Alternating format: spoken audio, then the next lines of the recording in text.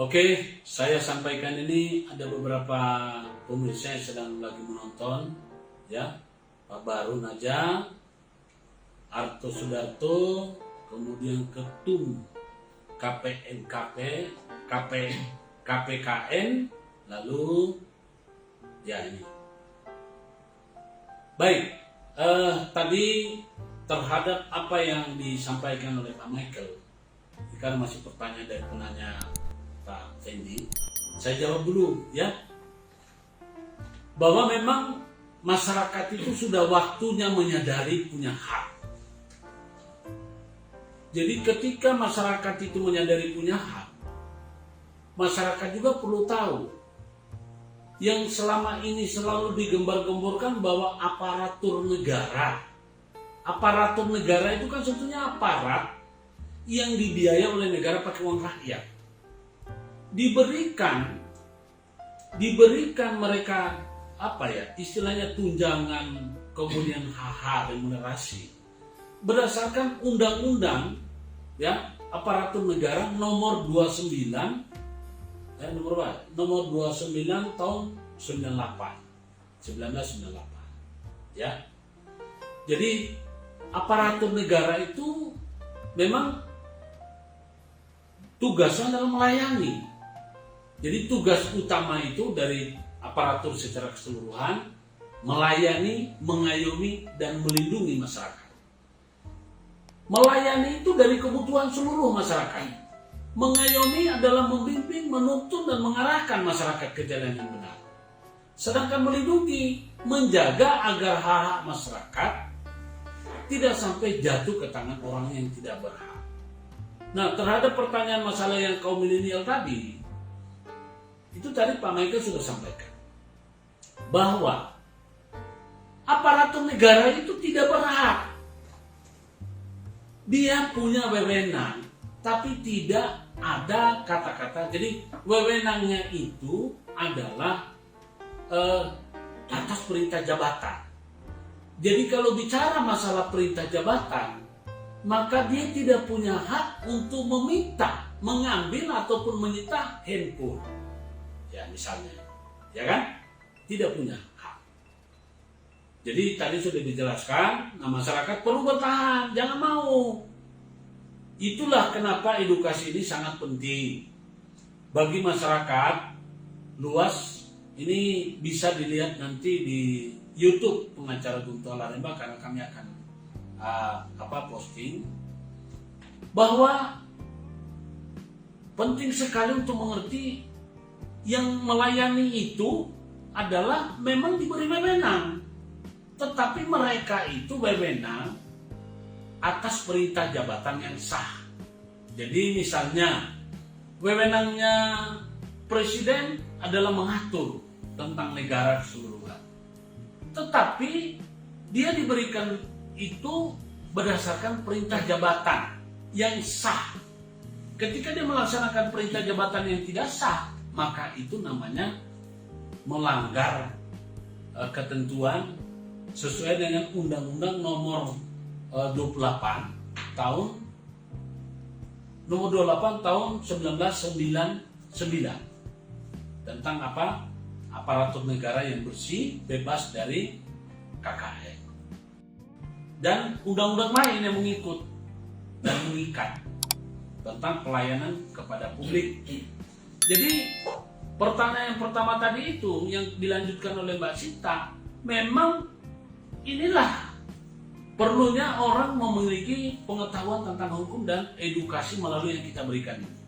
Bahwa ketahuilah saudara-saudaraku sebangsa dan setanah air, yang namanya polisi, yang namanya jaksa, yang namanya hakim dan pengacara, itu adalah keempat pilar atau keempat profesi yang melaksanakan atas perintah jabatan, tapi jabatan yang sah. Supaya tidak terlihat bahwa saya terlalu cenderung melawan membicarakan masalah aparatur negara, seperti pengacara. Pengacara itu kan tugasnya membela kepentingan klien yang dia bela, yang menerima kuasa. Itu adalah perintah jabatan. Apakah pengacara tidak akan juga menyimpang? Bisa. Banyak pengacara yang melakukan penyimpangan atau yang melanggar perintah jabatan. Perintah jabatannya untuk melindungi, membela kliennya. Tetapi kadang-kadang yang mereka lakukan perintah jabatan yang salah atau yang tidak sah adalah justru memberikan informasi kepada lawannya klien atau menjadi berkaki dua, ya, dapat kuasa dari sini, diam-diam dia kasih informasi pada lawannya. Nah, itu melemahkan kliennya karena dia dapat uang dari lawannya klien. Ini pengacara juga melanggar. Jadi melanggar itu yang bisa ketika seseorang melanggar, maka yang dilakukan adalah pelanggaran sumpah, ya. Jadi dalam hal setiap orang melakukan suatu pelanggaran yang tidak dibenarkan oleh perintah jabatan adalah tidak dibenarkan dan harus dihukum. Itu. Jadi pertanyaan lanjutan daripada pertanyaan Mbak Sinta, bahwa masyarakat dan kaum milenial memang perlu dan wajib hukumnya untuk belajar hukum, mengerti hukum, menyadari bahwa mereka itu punya hak.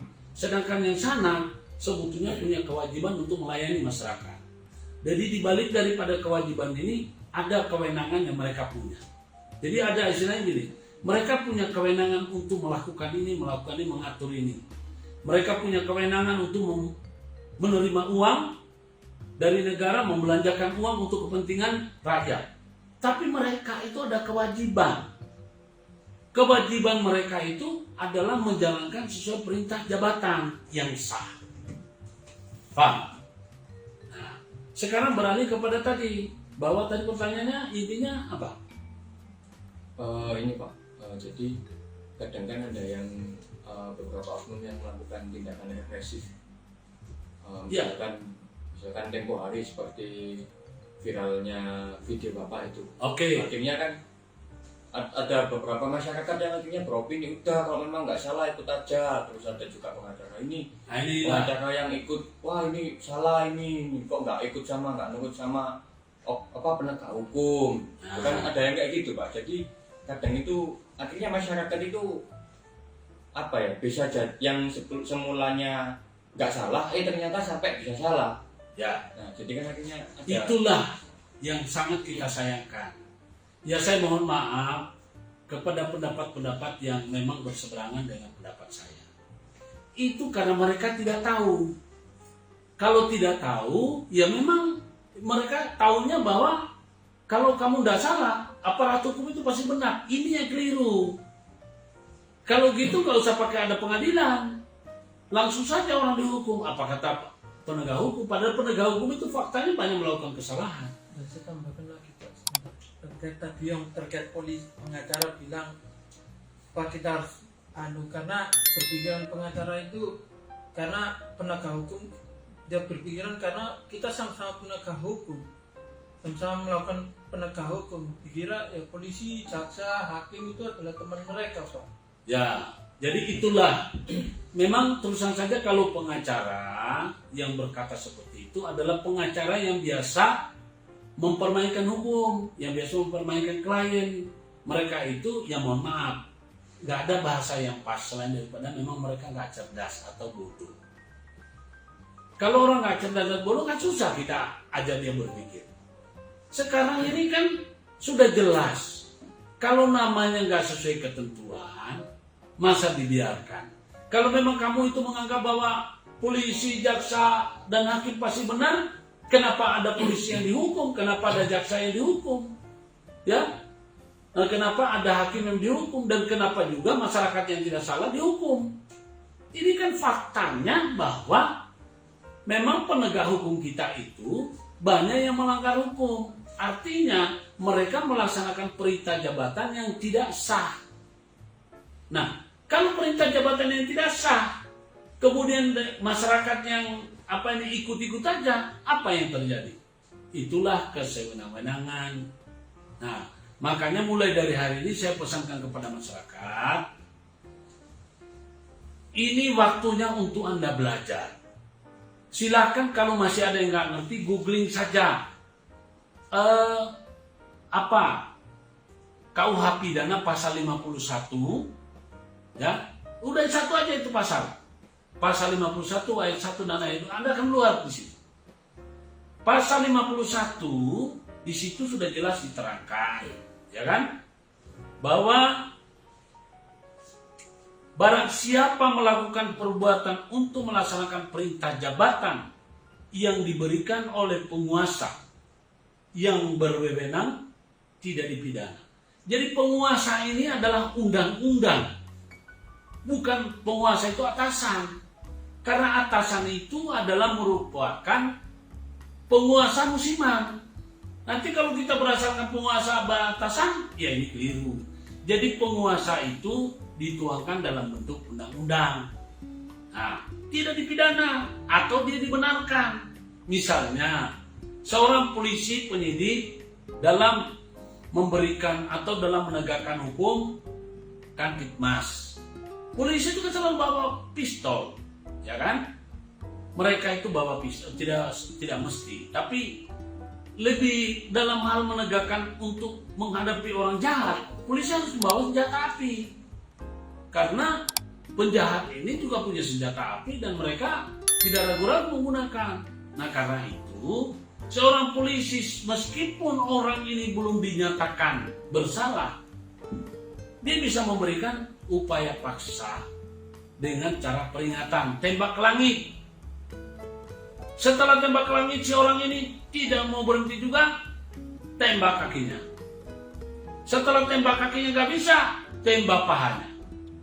Tembak pahanya gak bisa, matikan, lumpuhkan. Kan pertama melumpuhkan dulu, kalau gak bisa baru. Tapi berdasarkan Perkap nomor 1 tahun 2009, peraturan Kapolri ya tentang upaya-upaya paksa yang dilakukan oleh kepolisian. Ya, peraturan Kapolri nomor 1 tahun 2009. Saya hafal. Ya, tentang peraturan nomor 8 tahun 2009 tahun 2009 peraturan Kapolri menyangkut adalah implementasi